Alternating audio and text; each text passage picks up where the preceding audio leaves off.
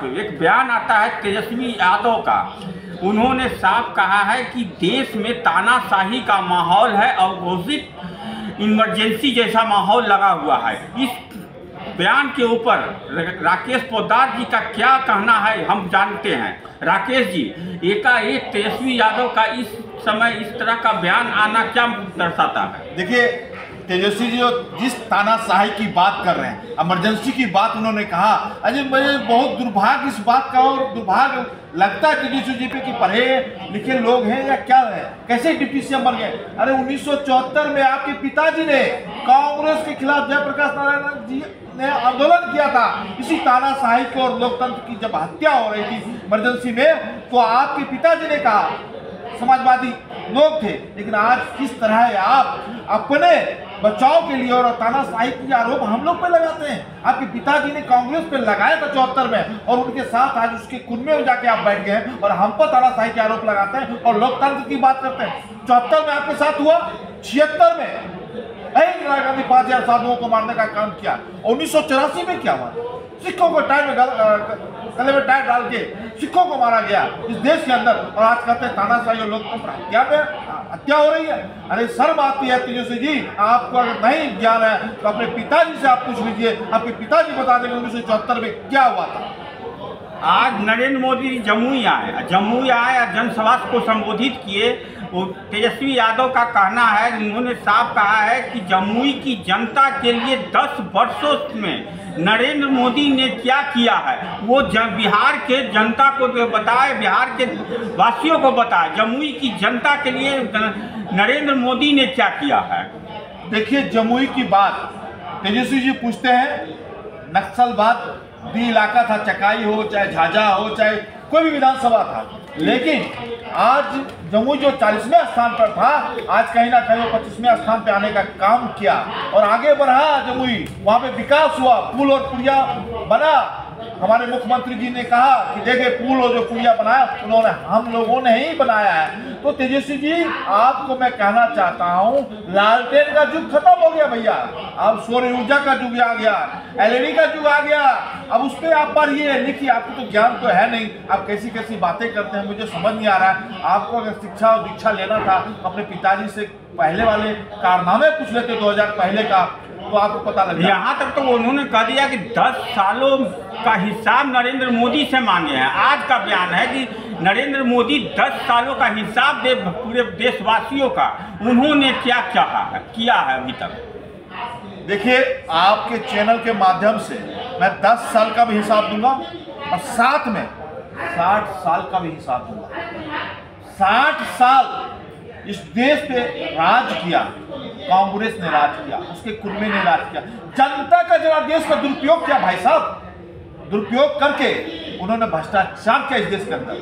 60 साल में जनता का जरा देश का दुरुपयोग करके तुष्टीकरण की राजनीति इन लोगों ने किया। जनता का जरा देश का दुरुपयोग कर इन्होंने परिवारवाद अपने कुनबे को बढ़ाया।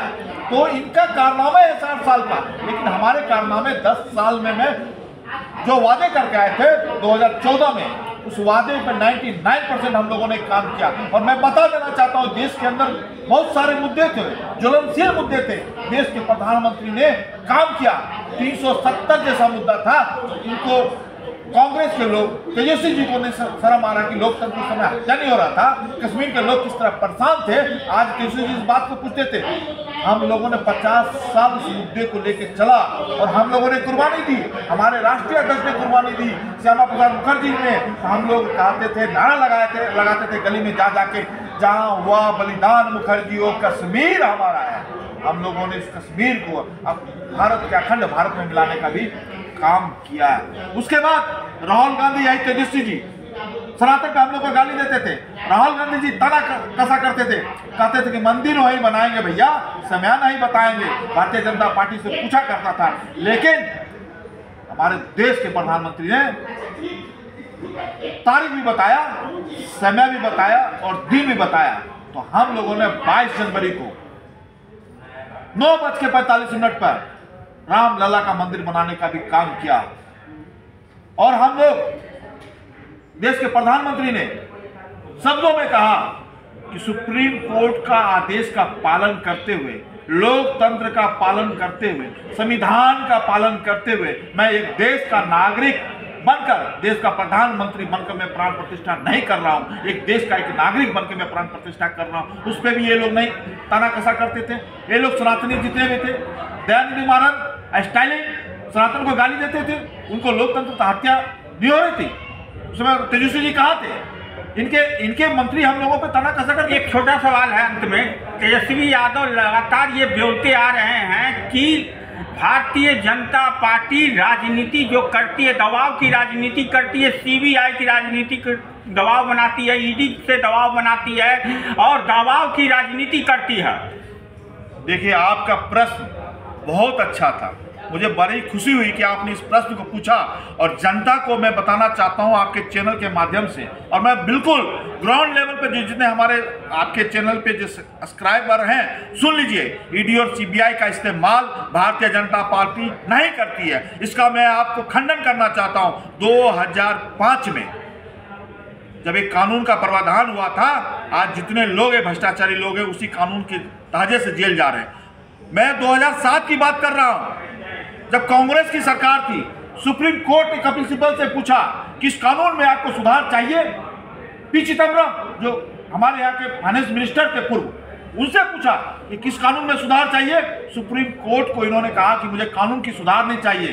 दुर्भाग्य इस बात का है, अगर कानून में सुधार हुआ होता, सुप्रीम कोर्ट का ये लोग बात माने होते 2006 या 2007 में, तो आज ये लोग जितने गठबंधन के लोग, इंडी गठबंधन के लोग हैं, ये उसी समय जेल में चले जाते हैं। लेकिन उनको पता था कि इस कानून में सुधार होगा तो हम जेल जाएंगे। उसके बाद मैं आपको कहना चाहता हूं, 2012 में सुप्रीम कोर्ट ने कहा, सरकार किसकी थी? कांग्रेस की थी। सुप्रीम कोर्ट ने आदेश पारित किया कि तोता और ईडी का इस्तेमाल कोई कर रहा है तो कांग्रेस कर रहा है, हम नहीं बोल रहे, सुप्रीम कोर्ट का आदेश है।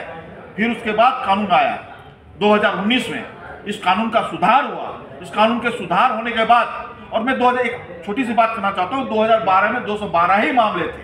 उसके बाद 2019 में इस कानून का सुधार हुआ, प्रावधान आया, कोर्ट ने आदेश किया, सुप्रीम कोर्ट ने, और राष्ट्रपति जी ने इस कानून पर मोहर लगाया। सुप्रीम कोर्ट ने आदेश किया ईडी और सीबीआई को कि आप स्वतंत्र हैं, किसी को भी अरेस्ट कर सकते हैं, किसी के घर पे जाके छापा मार सकते हैं, किसी के घर कुर्की कर सकते हैं, लेकिन आपको 365 दिन के अंदर उस व्यक्ति के खिलाफ जितने मुकदमे होंगे उसको पारित करना होगा, नहीं तो बाइज्जत तो उसको बरी कर दिया जाएगा। इस कानून का प्रावधान है। और 5000 मामले इस देश के अंदर चल रहे हैं, 5000 मामले, जिसमें 2400 मामले जो हैं और बैंकों से जो हमारा पैसा लेके भागा है, भारत का पैसा लोग लेके भागे हैं, उस पैसा का वसूलने का काम भारतीय जनता पार्टी ने किया। लोगों का जो जमीन था उसको कब्जा करने का काम हम लोगों ने किया, सरकार ने किया, जो सरकार का पैसा लेके भागे हुए थे, जिसमें 2243 लोग पैसा लेके भागे थे। हम लोगों ने 5,46,000 करोड़ रुपया वसूलने का भी काम किया, जिसमें जमीन भी है और पैसा भी वसूल कर भारत सरकार ने जो जनता का पैसा था उसको वसूल कर हम लोग लाने का काम। तो हम लोग कहाँ ईडी सीबीआई की बात करते हैं। 27 जुलाई 2022 की बात मैं बताता हूँ, कानून में सुधार होते हुए